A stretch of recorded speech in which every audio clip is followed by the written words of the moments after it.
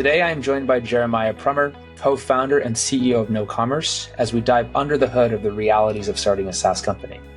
We chat about how to determine your pricing structure, what needs to happen to build a compelling exit strategy, and the challenges of convincing customers to fully optimize product use to get the most value.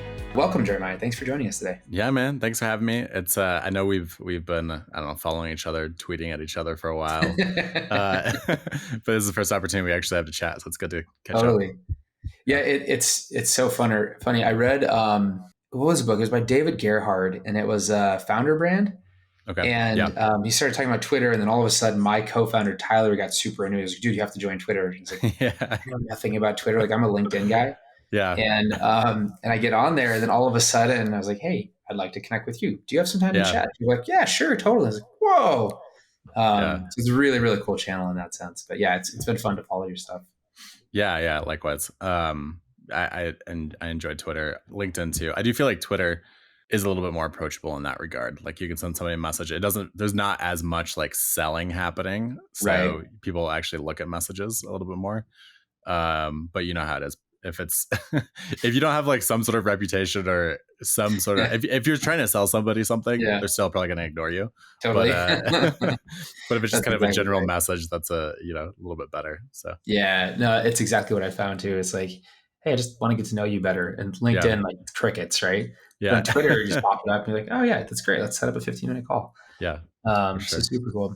Well, Jeremiah, to get started, I always love to kind of know the person behind the business person in a sense. Yeah. And so, one of the questions that I really love asking is like, is there a motto that growing up stuck with you and kind of help you make you into the person you are, or even something new age, right? I know you've got kids, and so maybe something that you're bringing into your household is a motto that you guys are kind of evolving into. Yeah, for sure. So in terms of like a motto, didn't really have one growing up. I would say though, just generally speaking, I grew up in a house of entrepreneurs. My dad, house of entrepreneurs. My parents were entrepreneurs. Okay. All about like, you got to work hard. I know some people like to talk about like creating your own luck and things like that. I do actually believe that there's a lot of luck involved still. But obviously the hard work covers a lot of those gaps. So I think I just kind of grew up with this idea of like, you got to always work hard, always put your best foot forward. And good things generally will come. In terms of motto though, I have one thing I like to tell my daughter is that anything worth doing is hard. And so she's because she's constantly like, it's too hard. I can't put my shoes on. I can't. She's 2.5. So but that's the conversation we have regularly on almost a daily basis. And so that's something that I do kind of believe in. I think one thing I found is that when things are too easy, it's usually not very fulfilling or exciting. And there's usually a reason if something's too easy. It's probably not worth doing. So there's nuance to that. I like to watch TV sometimes, and it's not hard. Not really worth doing either, but like sometimes you can't always be grinding and pushing, right? So totally. I will say finding a good show these days with the number of shows that are out there, like that part's kind of hard. Right? Yeah, that's true. Which one do we want to watch? Yeah, choose your hard, right? Like that's okay. Yeah, that's true. No, that's awesome. So all right, so now that you're kind of reiterating this statement over and over again, are you seeing any behavioral changes there, or is it all sort of the same? No. 2.5 maybe too young for behavioral changes on that front, but that's fair. Hopefully it's helpful for her as she grows older. And but yeah, I wouldn't say I've seen a whole lot there yet. That makes sense. To be determined. That's funny. So my we were talking about this before we got filming, but my dad had his big statement was return with honor, right? So it was kind of like, you take the family name with you when you leave the house. And so when you come back at the end of the day, you need to have made that name better, not make it worse. Oh, that's cool. And so it's interesting because for me, it was like really cool. It's gravitating. I really fell into that. My sister was like, she felt all this pressure from it. And so it's really interesting how these mottos have sometimes really two totally different meanings. But I remember for my dad to make it take hold, he put a plaque on the door. Like, so every time we left, there's this plaque that we look at, says return with honor. Nice. And then like, there was like plaques on the way to our bedrooms in the day. It's just like, I'm looking back at it now. I was like, dude, I mean, it's great, but a lot of Yeah. overkill. Like you really wanted to nail that message home. Yeah. But But it is, I love that though, because it is like this idea of like your life and your actions are not just about yourself. It's about others as well. At least that's the way I would interpret that. And yeah, your family obviously, but there's things that you can take from that that go beyond just your family too, I would say. So yeah. totally agreed. Totally agreed. Well, cool. Awesome. So I'd love to learn a little bit about your background and your story, right? Like what did you do in your career that got you to founding KnoCommerce? What was that journey like for you? Yeah, it's a good question.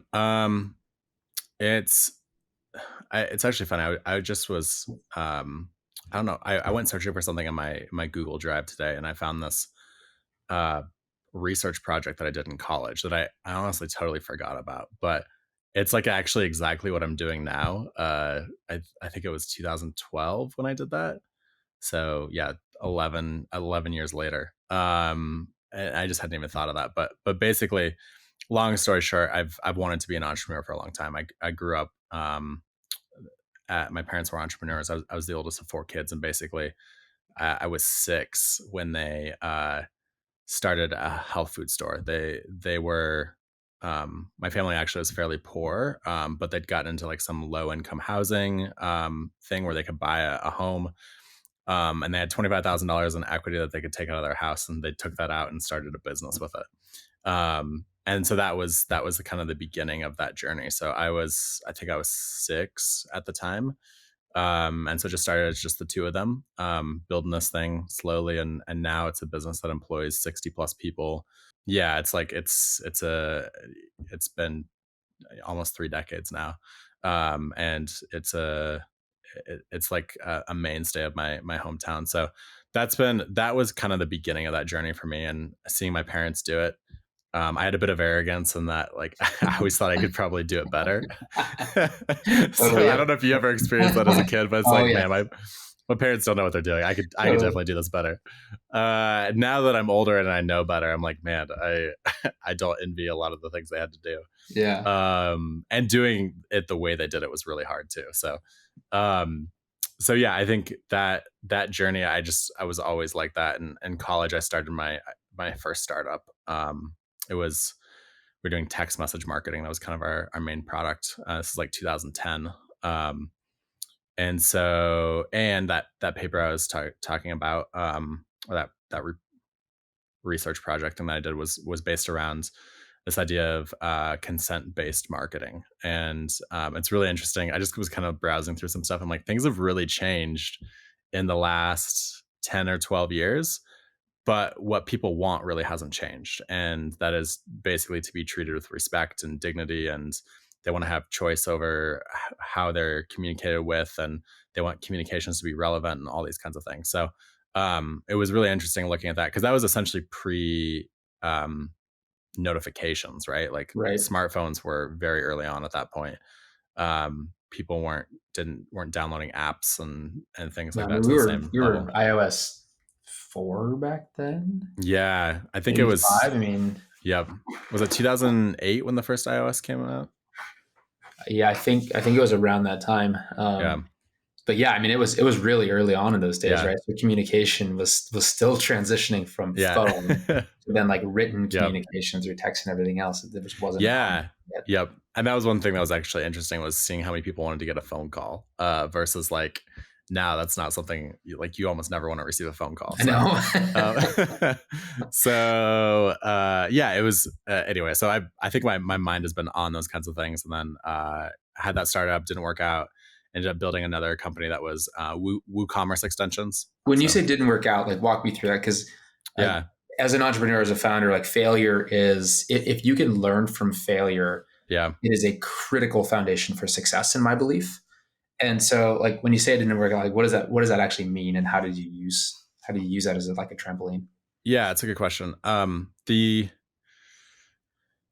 It's a uh, short. The shortest answer was that basically we just didn't have enough money, and we tried to go too big for the money that we had. So I think that was a good lesson. Um, we were doing text message marketing, at the time you had to have a short code in order to send any sort of communication that wasn't like direct one-to-one communication. So that was it was basically like $4,500 per quarter. We were college students. And so we were $9,000 in on a short code before we ever sent a text message. Oh, So it just was like yeah, that was a lot of money for us. yeah, And so basically we just ran out of runway for that. So that was kind of my first lesson, was just like find the simplest way to prove out something, simplest, cheapest way to prove something out. Don't go file for the LLC. Don't go do all those things until you have people giving you money. right. So that was kind of lesson number one that I learned in that startup. That's a great lesson. Did you ever read like Eric Rice's Lean Startup Strategy and any of that stuff before that time, or was that kind of afterwards? I feel like, so I think that was around the same time that stuff came out. I don't remember the exact dates, but yeah, I after the fact I was familiar with it. Okay. Um, Like, yeah, I just so did that. yeah, I don't know. I feel like Lean Startup did come out around that time. Because I think I learned about it in probably like 2012, 2013. I don't know if that sounds right to you, Yep. Yep. but yeah. So anyway, but it was too late from that standpoint. Yeah, and so then my next startup was that. Like I had I built a WooCommerce extension. So in the WooCommerce app marketplace, basically just put out like this free extension. I think I spent a weekend building it, just put it out there for free, let people start using it. Very low cost. I ended up buying a web domain, $15 a year or whatever it is, Yeah. Yeah. hosting. So that was like super inexpensive validation. And then ended up having some guy from the Netherlands just reached out to me, and he was like, "Hey, have you ever thought about building a paid version?" Ewout was his name. And so Ewout and I teamed up. We built a paid version of this thing. And I'd been planning on that, but some other things as well. And anyway, that ended up becoming the focus. And so we took that and we went from at the peak. So he actually just sold last year. I sold to him in Okay. 2016, my part, and then he sold last year.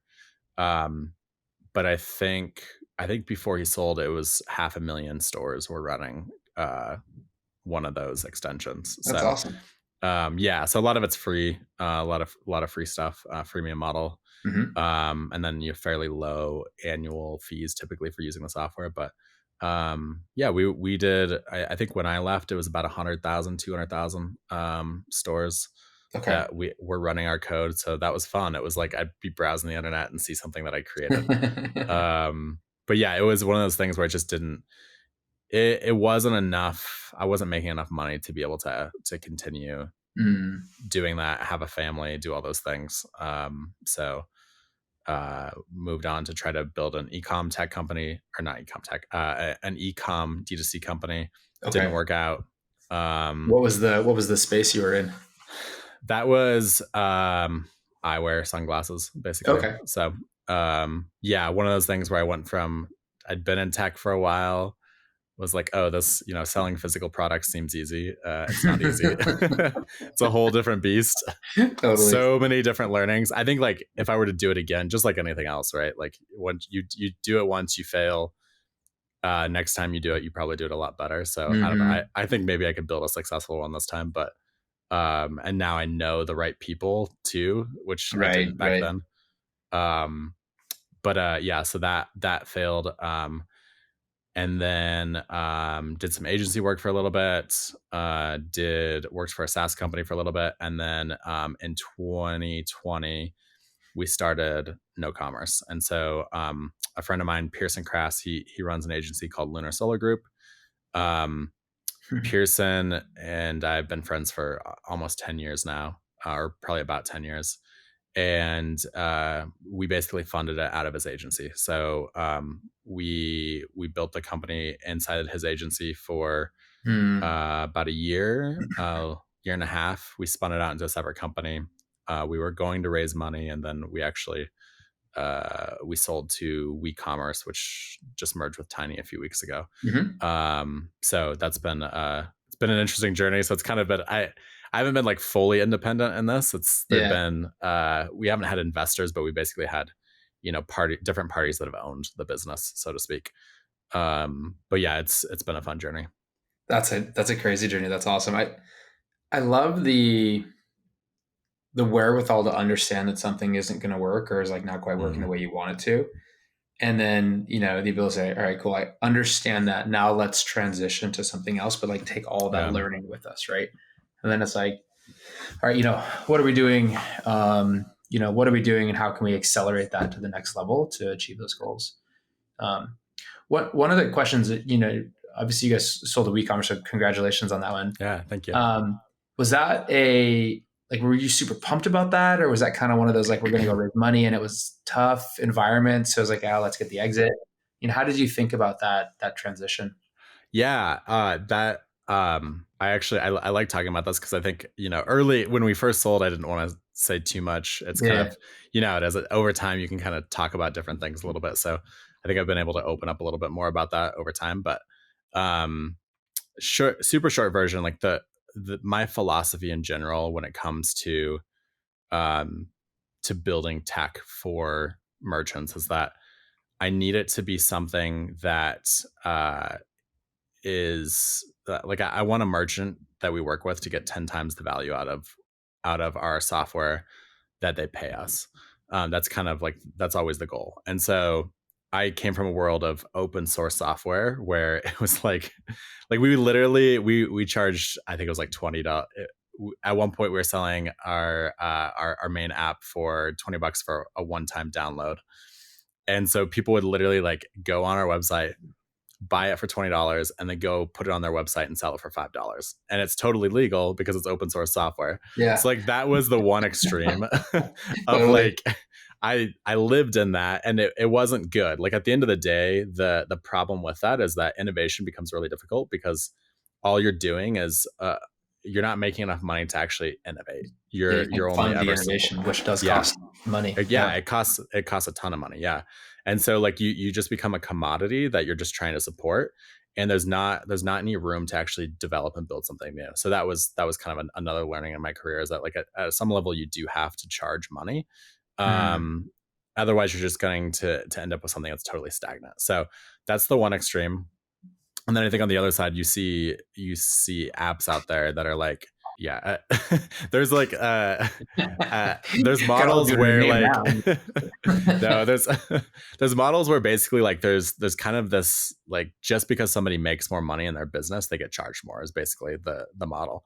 And so and I don't necessarily think that that's the best way to do it too. There's balance there, right? Like sometimes that does make sense depending on what you're doing, but it doesn't always make sense. And I think what we kind of have gotten to in the Shopify ecosystem in particular is this place where every app wants to make a cut of the revenue. And that makes sense sometimes. Like if you're like in the case of you guys, you're actually like you can prove an incremental value in what you're doing and incremental revenue. And so like yes, that makes sense to have. And I actually don't even know how you guys price, but like if you were to price based on revenue driven, that's an easier case to be made in that context than in the case where we're showing a survey to somebody. So I think this is a very long explanation of of your answer, but basically No, but what I it's ended up good, with. right? Because like this digs deep into the pricing strategy in and of itself is this, convoluted, very complicated set of thoughts. So like, like digging a little deeper into it, like I dig it. I enjoy it. Cool. Yeah. So yeah, very, very going kind of down a rabbit hole here, but the whole point of that is to say that when you talk to a VC, what a VC is looking for is a path to $1 billion. And if you think about who's actually been able to do that in the e-commerce space, it's companies that have an ability to charge 5 to 6 figure annual contracts, right? Like you have to be able to do that. That's Klaviyo, Attentive, Postscript, I think is probably close to that if they're not Yeah. there. But they're companies that somebody will pay them $50,000 a month and be happy about paying them $50,000 a month. Right. And that was never going to be our business. We were never going to charge somebody that way. And so I think talking to VCs kind of helped open my eyes to say like, okay, we're probably not going to like we could go raise money. There's definitely VCs that will give us money. We had some interest, but I think there'd always be this conflict of VCs saying you need to raise prices, you have to find a way to generate X amount in ACV for your merchants that you're working with, and that just doesn't fit what we're trying to build. And so, and not that we would never want to charge more. I think our primary plan that we push right now is $250 a month. I really think that there are some merchants we work with that are doing hundreds of millions a year in revenue. They're getting a ton of value at $250 a month. Your 10x is probably 100x on that one. Yeah. Which is fine. I don't like, at the end of the day, that's fine. But I think there's maybe like, if you want to talk about like what's fair, there's probably a world in which like we should probably be making more money on that merchant. But then let's do it in a way where like we're providing a ton more value again. Like we'll come to them with something that gives them even more value to make them want to pay more. Right. And then that's definitely our approach. And I think that just doesn't line up super well with what we were looking at with VC. And so when WeCommerce came and I started talking to them, I went to Pearson and was like, hey, I think we should go down this route because I think this is a better fit than trying to go the VC path. And so we dug into it. And it made a lot of sense, and so that's the direction we ended up going. So. Okay, no, that makes that. I think that's very. Your forethought on that one is very sound, right? Because at the end of the day, I was listening. Did you ever listen to the My First Million pod?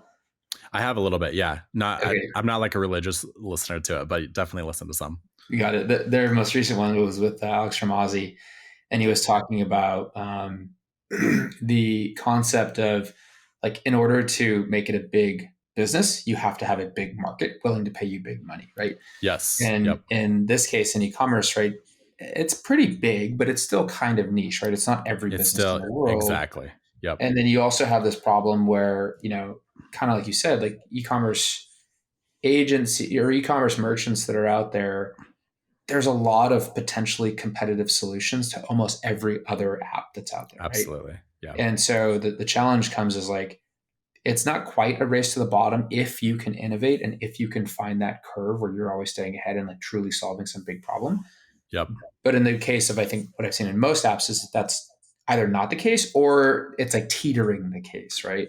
Yep. And in that sense, then you really get torn down in price. So then it's just a volume game, right? How many e-commerce merchants can we get in that sense? Yeah. And the challenge there is, for every, and this is the VC model. So like, this makes sense. Like the VCs look at it and they're like, okay, we're looking for 2 of those companies and 100. Yeah. Like that's all we care about. So we're going to make 100 bets and they're really looking for 10 exits, but like we expect that 2 are actually going to be like really good and really 1, but like you're just looking for that Klaviyo, right? Like and I don't know how many there are in our industry, but there's not that many. Mm-hmm.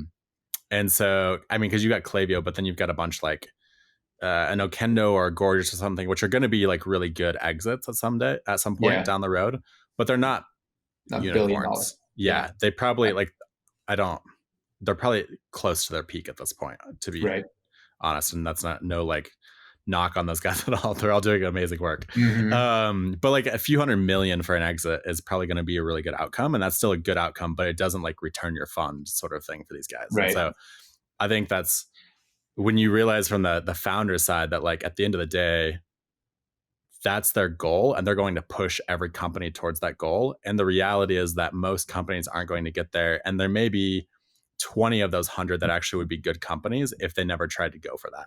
And I think I just really believed that what we were doing was going to be one of those that was really good, a really good company that would probably die trying to pursue that vision. So that's the simplest way of breaking it down. So yeah, that's a great way of thinking about it. I think like, my 2 businesses are sort of like semi in there, right? Like they're doing well, they're growing, they're doing a great job, but we constantly ask ourselves, like, can this be $1 billion opportunity? And we think that it can, but it not the way that it's deployed now, right? We have to put this whole other layer of innovation on top of it for it to reach that, but we think it's possible. So it is pretty interesting to think through that. Yeah. And I wanted to ask you because I know your business, but not super well. Mm-hmm. So I'm curious what your, one, like, have you guys raised money? And then 2, how you think about like that pricing and all that, because you are in a different position where you are actually impacting the customer purchase process. So yeah, I'm curious how you think about those things. Yeah, totally. So we have kind of this convoluted business. It's not super clean. We actually started as a company called Fit3D, so it's a 3D body scanning business. And the main concept of that is like we deploy these body scanners to gyms and weight loss centers and wellness centers, whatever else. And then the businesses use them to attract a customer in and to track their progress, which keeps them a part of their programs longer, right? So it's retention strategy. Yep. And then we aggregate the data, and so then we have this like global population body dimension database, which has never before existed, right? So so that was really cool. It was growing really, really fast, like 2.5x year over year, and then COVID hit and like went shoot, and killed it. But we kept it, and now it's growing back again, which is great. And then where we made the transition to WAIR is that we started to kind of getting that data into the apparel space. And so companies like Nike and Calvin Klein, Tommy Hilfiger, Marks and Spencer, Superdry, whatever, they came to us and are like, hey, we think we have a problem with our fit, but we don't know how to solve it. Can you help us? We have not raised money for WAIR. We did raise money for Fit3D, and then out of sort of like the cash proceeds from Fit3D, we started WAIR. And now WAIR almost at a point to stand on its own, where we're thinking about like splitting the baby, and then letting WAIR be its own like seed stage company and like let it grow on its own from there.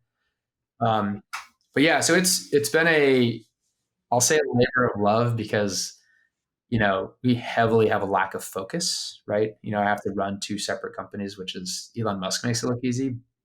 I don't make it look easy. I'm sure Elon's got a lot of really great talents who he trusts to do a lot of things. Yeah, totally. So, that's a challenge. But then at the same time, we do have both of these companies that are kind of like starting to raise back up, and it's pretty cool to watch them. So yeah, but from a pricing perspective, right, which is a great question. We go back and forth. Like we started off taking a percentage of the sale, right? I was like, oh, we'll take 1.5% of every sale that we're involved in. Some customers are like, cool, sounds great. You have a huge impact, so we'll do that. Other customers are like, nah, like not even close. Like, we're not doing that. And I'm sure it probably depends a little bit on how big they are, right? Like if a store doing $1 million a month probably cares about that more than a store doing 100,000 a month. Yeah, totally. Yeah. And so like that was one, and then we kind of switched over to like a flat fee pricing. It was like, if you're doing X orders, like this is what you do. If you're doing Y orders, you get tiered flat fee. And the challenge is like the tech was still really expensive. Like it's a bit more scalable now, but it's really expensive. And so these brands would be like, I'm not paying that much because you can't prove to me that it works. Because we just didn't have a lot of customers. So then we transitioned back over to like a transactional model where we take like a flat 50 cents per order, basically. And we can peg that to value, right? I can peg that to say, based on your increase in conversions, your reduction returns, like here's how much you get back. And it's generally around 15x, That's sweet. which is great, right? Yep. And so now we've got a couple hundred customers on there. So now it's kind of like people are teetering back and forth between the flat pricing and the transactional pricing, but it's a constant evolution, man. It's crazy. And how do you deal with the fact that like, because what you're doing is a lot more complicated than a typical sizing chart type app, right? And so like in the context of like the Shopify ecosystem, there's who knows how many sizing chart apps out there. Yeah. So like, and they're, $10 a month a lot of times. Like, so I'm curious to how you combat that, because I'm sure you hear that all the time, right? Like why would I pay 50 cents an order for your tech when this is $10? Yeah, it's a super great question. To the point that we almost launched our own sizing chart. Nice. And we're like, it just is like a lead gen tool. We're just going to use this as lead gen, right? That's it. And we're going to give it away for free and then drive people into the other tiers. And we started looking at it. We're like, dude, we really don't want to do that. Like, then you're going to have, 10,000 customers that can't afford anything. They're going to be a massive customer support challenge. And it's like, we can't do that. So we ended up just not choosing to do that path. This is, I'm just making some guesses here, but I assume that like you probably have customers that have both, right? Size charts plus your tech. And you could then look at the difference between like return rates on the two. Yeah. Is that the kind of thing that you're typically looking at with case studies and things in that context? Yeah, we do. So we do have some customers with both. Honestly, most customers are dropping their size charts Okay. after they include us, right? Because at the end of the day, the the value that they get out of us versus, or the shopper gets out of us versus the shopper using a size chart Yeah. is like It's tenfold. massive. Yeah. And so then the brands are like, well, we want everybody using you instead of a size chart, so let's drop the Right. size chart. Like, yeah, easy. No, it's true. It doesn't Um, make sense to keep that in that yeah, context. but Yeah. we do a ton of analytics, right? So we've looked at things like what's the likelihood to convert and or return when you use us. How about versus not? The same thing, like if you use and choose the size we recommend versus not. We've done like A/B cohort testing of like we'll take 50% of site traffic, we'll show where. We'll take 50% of site traffic, we won't, right? What does that do? So we try to look at all of it because at the end of the day, one of the biggest challenges that we face is that our customers are like, well, if somebody's going to click on you, they already have intent. And we're like, that's true, right? It is a biased stat. So how do we like tease the bias out of that stat, right? How can we prove that that's not just something that makes it successful for us? So it's been a lot of. It's funny, we spent a lot of data time just thinking through like how do we tell the story, um, which is tricky, right? It's really really hard. But I'd ask you guys the same question, like because from pre and post surveys, attribution is kind of tricky in that sense sometimes. So how do you guys look at that? Yeah, I mean, we kind of try to associate the value. It depends on what customers are doing, but the number one use case for our application, I would say this is probably, it keeps dropping, which is good. We want multiple use cases, but I'd say the number one use case is still probably 70 to 80% of brands coming in for this thing specifically, which is attribution surveys on their order confirmation screen, trying to understand the impact of ad spend. Got And it. so the way that we usually look at it is to say, okay, we're going to ask a set of questions, and what we recommend asking specifically is, how did you first hear about us? What brought you to our site today? So that's essentially the equivalent of like a first touch and last touch touch point. But it's mostly like, what is it that the customer remembers? So reliability on what brought you to our site today is pretty high. People know, right? It's happening in the moment. Um, how did you first discover us? Essentially, Yeah. as a question, like there's a It's lot been of really there's a deep. lot of a lot of debate about how reliable that is. But what we tell people is like, we're really looking for the remember touch point. How do they remember finding you? Because that is a really important data point. It may not be the first touch point they actually have with your brand, but it's the one they remember. So we look at those two things, and then the last thing that we ask is, how long did you know about us before placing your first purchase? That's another one that the longer the time frame is, the less accurate that is. But what we know is that typically it's longer than what people think it is. So again, like if the answer is less than a day or less than a week, that's going to be pretty accurate. Like people have a good idea that they first discovered your brand 3 days ago, right? Because it's a short enough time frame. But when you start talking about like 1 month, 3 months, 12 months, like people don't really, they'll think it was sooner than it actually was, right? So um, the point of all that, though, is that then we can take those data points and we look at things like time to first purchase by how they remember finding you. So if they found you on TikTok, usually that takes longer than a purchase on Google. These are the kinds of things that we do. So it's a lot more sophisticated than what people typically have done with just a like, how did you hear about us survey question. So that's why we get a lot of brands working with us for that specific use case. So in that context, then we're saying, okay, we're helping you optimize $1,000 a month or $10,000 a month or $10 million a month on ad spend. And we literally have customers who are spending 10 million a month on paid ads. And so for them to pay us $250 a month to help better understand what's happening with that 10 million in ad spend is just a no-brainer, right? Like, of course you're going to do that. So that's kind of how, as of today, at least, that's how we kind of tie value back to that. Um, Better understanding your customers in general is, When you think about all the great features that you've built, right? yeah. And like all this like product that's really, really sweet. And then it kind of boils down to two questions in a I post-purchase know. survey. Like how does that make you feel on the inside? You're just like, I'm so glad we did um, it, but I mean, so my big takeaway is that at the end of the day, like, because we've built a system that is, in terms of like being able to survey your customers in the context of e-commerce, there's nothing else that's ever been built like this. There's a ton of flexibility. I can deliver a survey to people who bought a specific product on my site, or who use a specific coupon code, or build what we call audiences based off of different data points. So I could say I want to see an audience of people who um, break down my survey questions by an audience of people who are from California, for example. So there's thousands of things you could do, and the hard part is that people don't know that they can do them. And there's an education component, right? Nobody's ever done this before.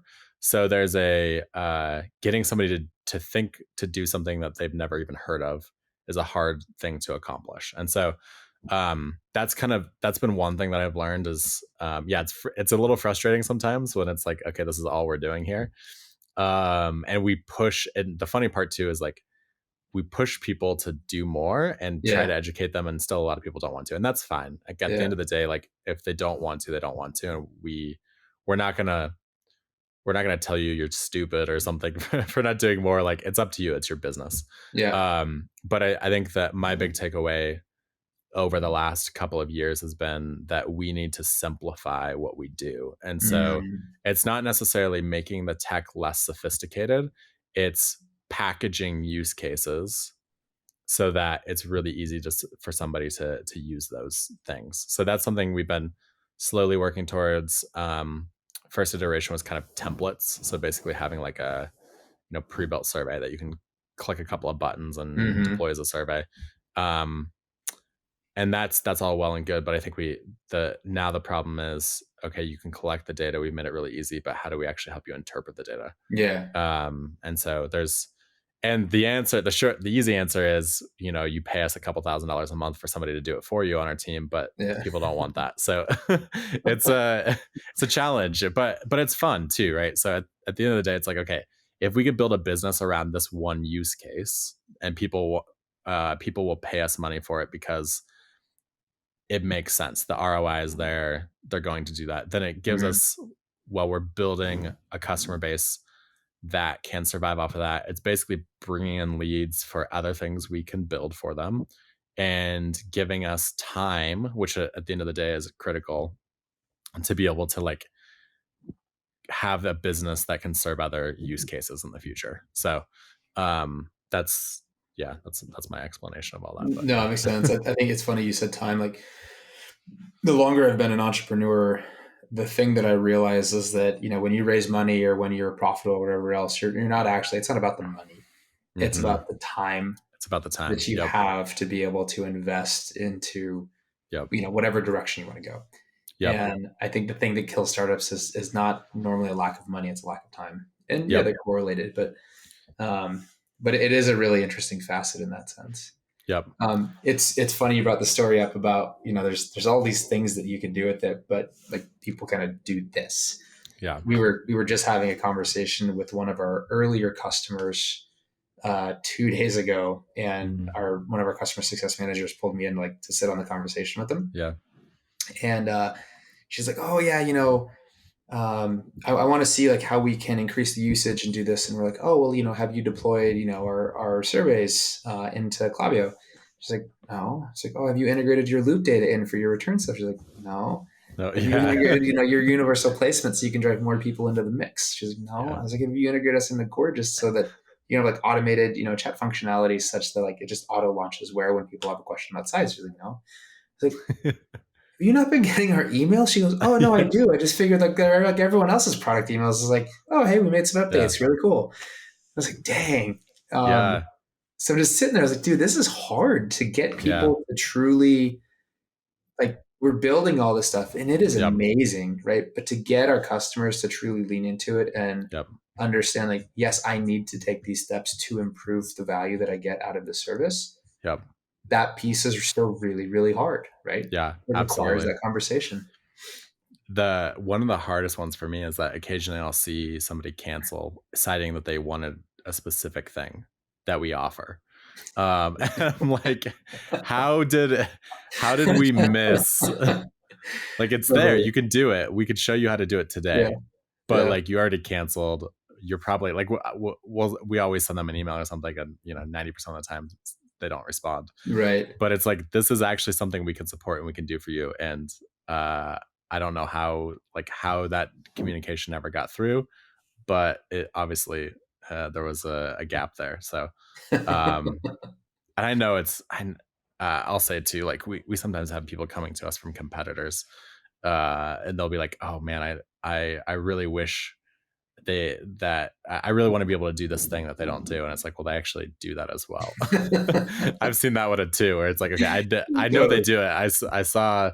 I saw somebody talking about it. Like they do it too. So it's just like it's a problem everybody has. Yeah. Yeah. Like, I know it's tough. They don't have Yeah. that, but we do. So no, I'm just kidding. Yeah. And that's actually been something for us too in terms of pricing strategy. Part of the reason we've leaned into feature-based pricing is because it does incentivize us to educate about how to use certain features, because That makes sense. then that's actually tied to revenue. And the more we get somebody using things, the more value they have for their business, and the more the more we can kind of ensure that the pricing is actually lining up with how they're using our application too. That makes a ton of sense. It was funny. I was actually kind of thinking about from a pricing perspective, like, with all the features that you have at the price point that it is, do your customers sort of take it for granted in a sense where like it's just not a big enough line item that they're like, okay, I really need to go invest in this service, or like I'm paying this much to solve this problem, which should cost me about that much. Yeah, I think that's a really good point. I mean, if I think about like just from my standpoint, we use Intercom for support and a few other things, but Mm-hmm. I know when we got kind of sold on Intercom, it was there's like 4 different like modules that we have, I think, if that's the right terminology. Mm-hmm. And there's a lot of each one of them costs us money. That was clear to us on our invoice. There's also like a package deal for having all of them, but there's definitely incentive to go figure out how to use each of those, Right. because you know that you're paying for them. Yeah. Yeah. So yeah, I think just from like a psychology standpoint, that's a really good point. Yeah. It definitely, I know when I review our sort of recurring expenses, like our SaaS expenses, Mm-hmm. because you're like, hey, how are we using, like, I don't know, like, our HubSpot service account? Mm-hmm. And if they're like, oh, we're not really using that, I was like, well, that's a couple $1,000s a month. So get on that now or cancel it. Right. You know what I mean? Versus like, Yeah. hey, how are you using PandaDoc, which is like one account for e-signatures, right? It's $50 a month. I don't even worry about it. It's like, doesn't even come Right. up. Yep. For So sure. no, that's kind of interesting. Well, with one of the things I wanted to see, like, so working in WeCommerce, for example, like when you guys Yep. sold, how did your relationship with the business, did it change at all, or how does that structure work? Are you a Yeah. WeCommerce employee, but then Yeah. you're sort of like general manager of KnoCommerce in a sense? Yeah, it's a good question. We still have our company. The entity exists, all that kind of stuff. So yeah, it's actually kind of weird. I actually am an employee of WeCommerce, now Tiny. So Okay. my contract is with them. All of our employees are employees of KnoCommerce. So it's this weird Oh, sort of thing where it's like I'm actually the only one that's not, yeah. legally speaking. Okay. Which I hadn't even thought about that, but yeah, that's actually an interesting point. So, but yeah, the way that they do business, so WeCommerce was basically funded by Tiny, as like their e-commerce group of businesses. And Right. so they went out, they got started, they bought, we were their 7th and I guess last acquisition before the 7th company. Anyway, a couple of companies existed already before they merged into Tiny. Mm-hmm. So that was like publicly traded on the Canadian Stock Exchange. And then Tiny combined with WeCommerce earlier this year. And that was, it went then from 7 companies to 42 companies, I believe is the number. So yeah, in that context, Chris and Andrew, who are the CEOs, like you can only have so much involvement with 42 companies, right? So like there's a lot of freedom and flexibility, and it's actually really awesome because each, at least my experience is that as a portfolio CEO, I basically have like a mandate. So there's there's goals, there's budget, those kinds of things. So I have to follow that to the best of my ability, but the actual like internal decisions of how we run the business feels like it's totally independent. And I don't think that's really a whole lot different than having an investor, right? Yeah. It's kind of Um, an investment board, right? In a sense. yeah, exactly. And then the nice thing though is you don't have to go ask anybody for money. There's one source for your money. Totally. So that's really nice. There's things that I feel like there's a lot of corners that startups kind of cut because you're not public. There's not as much like regulation and stuff that we don't get to cut. But the nice thing Mhm. is that we have accounting support, we have legal support, we have HR support, like all those kinds of things that would normally take up a ton of my time. Yeah. I don't have to touch. And I shouldn't say I don't have to touch. I still have to be aware of what's going on, Yeah, but totally. like the detail of it doesn't get handled by me, which is really nice. So it gives me a lot of freedom to focus on like Hmm. just the key pieces of the businesses that A, I want to be doing, and B, move the needle in terms of growth. So um it's a really good situation. I definitely it's I think it feels as independent as it could feel while still having like that support and backing of a larger entity. So it's been That's good. that's actually really cool. I think that there's a few folks at like Fog Software, which is another one of those like like Mm, Constellation Software, yep. sort of like business aggregators, and they're holdcos, right? They just basically hold the company and like suck in the profits. Um, and it's always been sort of this intriguing concept, right? It's not really the exit that like a VC backed company wants because there's Yeah. generally a discount on it. Yeah, for But sure. from one of the things that I always miss, like when I worked at my prior company, if I wanted money, like I went to the board, right? I know Yeah. exactly who I would go to. I know exactly how much Yeah. money they had to give. And Yep. like, all this stuff, right? Yep. If I want to go raise money now, it's like, I got to go pull together a list from 50,000 investors, like nail it down to Yep. like 50, create my story Mm-hmm. for each one. Like it's a very different process. Yep. Um, and it's really inherently unknown in that sense. Mm-hmm. So that, but Yep. part of it's got to be pretty nice. And then, yeah, having Mm-hmm. I'll call it like the base operations support, like you Yeah. said, like legal, accounting, It's and all that stuff. huge. Yep. That's where founders spend way more of their time than they think.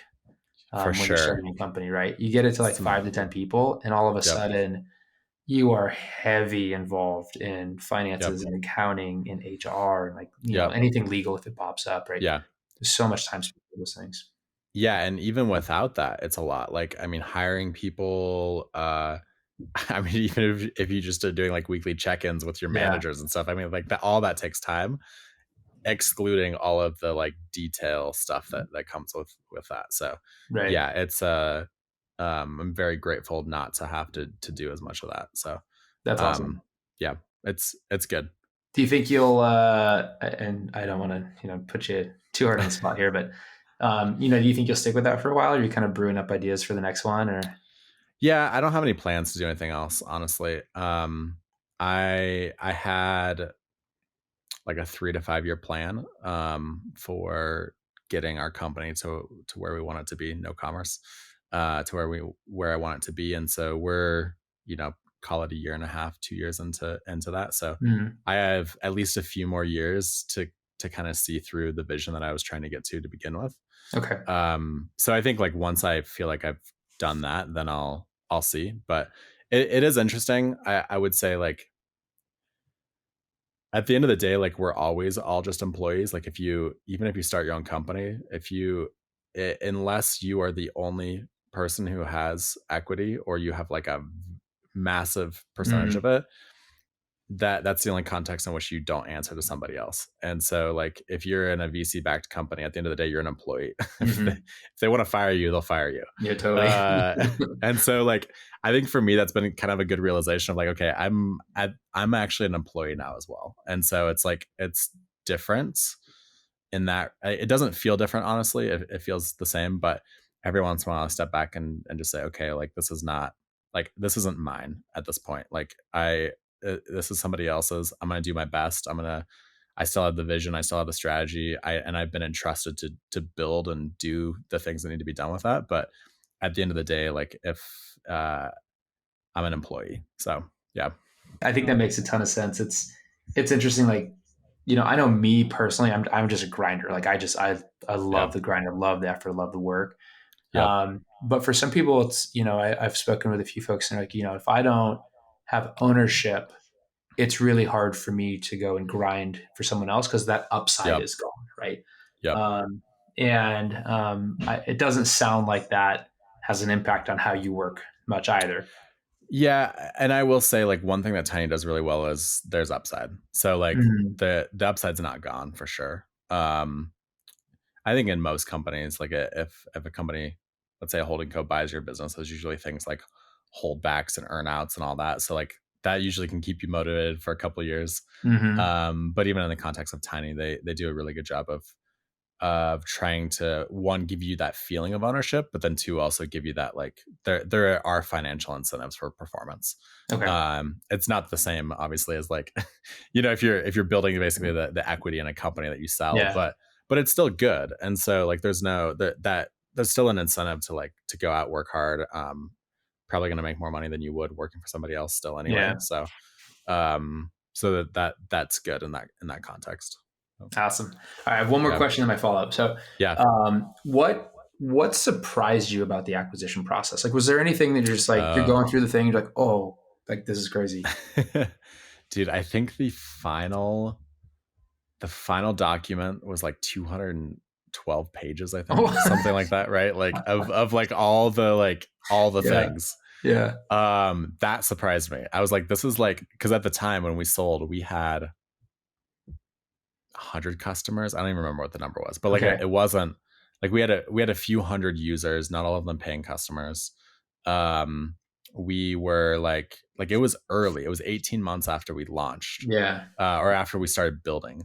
So I was like, there's nothing here, and there's 200 pages of documentation versus like raising money. It's like relatively simple. I yeah, mean, totally, there's it obviously, like the further down that trail you go, the more complicated it gets. Like nobody raises a Series A without some serious diligence. yeah, But we were talking about like pre-seed and seed rounds. Like there's really not any diligence. Like they understand you don't have a business yet, and you're yeah. They're there. like, I So like you. yeah, I'll invite you to my sister-in-law's wedding one day. Like, it's very yeah, like Godfather-ish. yeah, exactly.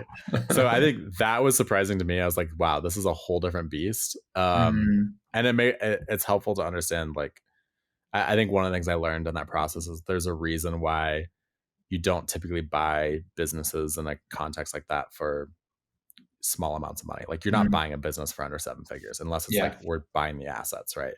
Because there's just so much cost that goes into that process that there's it was more intense than I thought it would be. yeah. No, that's a really really good point.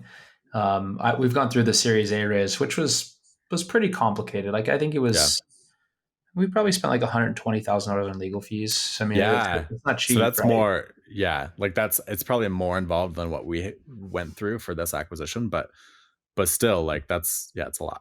Yeah, 120K in yeah, legal fees. dude, it's nuts. And Yeah. like it wasn't all that complicated, right? I mean, it was Yeah. pretty standard, pretty set. Yeah. We thought about some of the protective provisions, but like, Yeah. maybe I'm embellishing a little bit, but I do think it was close to six figures in how much we paid Yeah. for legal fees there. So, and then you got the other side's legal fees and whatever else, right? But like, Yep. that's one of those things that you don't really think about a lot when you're doing this. It's like, yeah, you need to cover all these extra expenses that just simply go into having this money transferred to you, and you Yep. giving away a little bit of equity. Yep. That's interesting. All right. Yeah. Well, look, this has been awesome. My closing question. I know you're a basketball fan. Yeah. So I gotta ask the GOAT question, right? The And goat question. I want you Oh to take a man. stance on this one. Who's your GOAT? Shoot. I mean, in the typical Jordan LeBron question, I think I'd have to go Jordan. No disrespect to LeBron, he's awesome. Yeah, I think if Jokic plays 10 more years, he'll be the GOAT. I had a feeling you're gonna go that direction, dude. I mean, I legit do. I actually think Jokic is gonna just be like 3 years from now, he's gonna be like, I'm done. Yeah. But I actually think Jokic could be the GOAT if he's like, hey, I want to go be the GOAT. Mm, The numbers he's put up and like the things he's done and in his in like the last 3 or 4 years are pretty crazy. I don't know if he might end up going down as like one of the, call it like the best 5-year spans ever played. Yeah. So I could see that for Yeah. sure. I mean, that 5 spot's got some goated players in there, Yeah. but he's legit, man. He's so good. It's just insane. Yeah. Doing things like, yeah, like he puts up the other day, 41 points and 14 rebounds and 4 assists. And that's essentially a bad game for him. Yeah. It's like, you didn't triple double me. Like, what's going on? Yeah.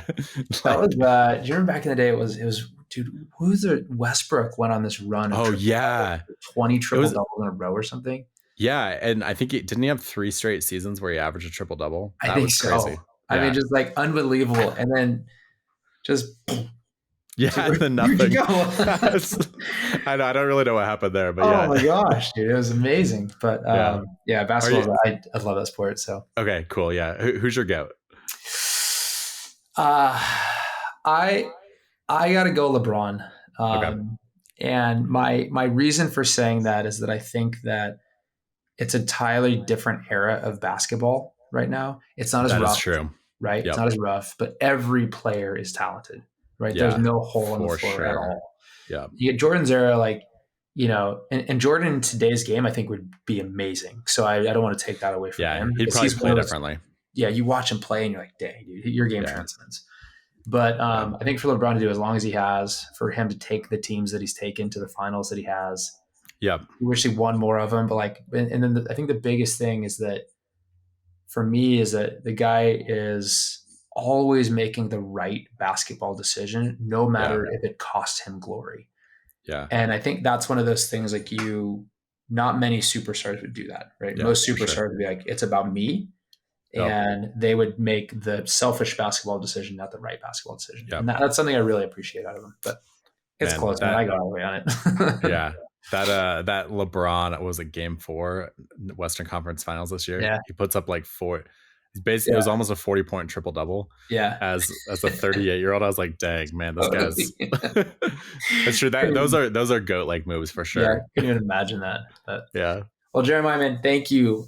This was a ton of fun. You know, I think I always like to make these things kind of fun and conversational, but it did just feel like a chat with a buddy, man. So I really appreciate it. Yeah. Cool. And we got some good content in there. So yeah, man.